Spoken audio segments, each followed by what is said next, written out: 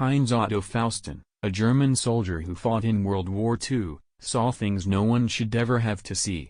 After that, the high school teacher just concentrated on the future. But then his son started asking questions to find out whether he was a murderer. Otto. That scream, that horrible scream, the scream that has echoed and reverberated in his head for the last 71 years. That scream, shrill and terrible, that only he can hear now, as he sits at his dining table in a small house at the end of a quiet, dead-end street, in a quiet living room with a vase of tulips and a gingerbread heart on the shelf, with the words "Opa is fantastic" written on it with icing. Otto. The scream transports Heinz Otto Faustin back 71 years to a trench in Kalakino, Russia, 2,240 kilometers, 1,400 miles, away. The journey takes him a fraction of a second. Suddenly he is 21 again, and caught in a ruthless, violent world where life is about nothing but survival. He is crouched on the ground next to his friend Eckhart. They are cowering in the trench, the entire company, one man next to the other. The trench is their only protection. Suddenly the company commander in front shouts to the soldiers behind him, "Faustin, group to the front." Faustin doesn't move, sensing that whoever heeds the command is a dead man. "Don't say anything, Eckhart," he tells his friend, but Eckhart calls out, "We're coming." There are 8 men in the group, and their objective is to capture the village. They crawl past dead bodies and the wounded, the ones who have already tried and failed.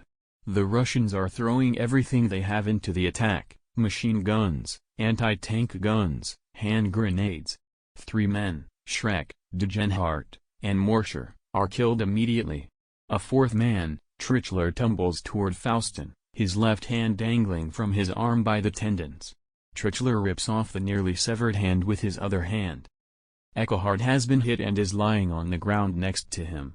Faustin tries to get to his friend but runs into a counterattack, fires until his clip is empty and is forced to retreat.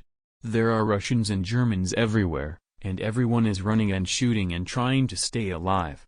Most of them fail, but Faustin runs and survives, carrying a wounded man on his back. Then he hears his friend Eckhart screaming, "Otto!" again and again, begging, hoping, despairing, until suddenly the screaming stops. It happened in Kalakino, in October 1941. It's 2013, and Faustin lives in the town of Sinzig, on the Rhine River. His voice trembles and his eyes are moist with tears. On this evening, the sheer force of memory has penetrated the wall he had erected around the past. Whenever Faustin used to talk about the war, like many of those who were part of it, it was with a strange sense of detachment.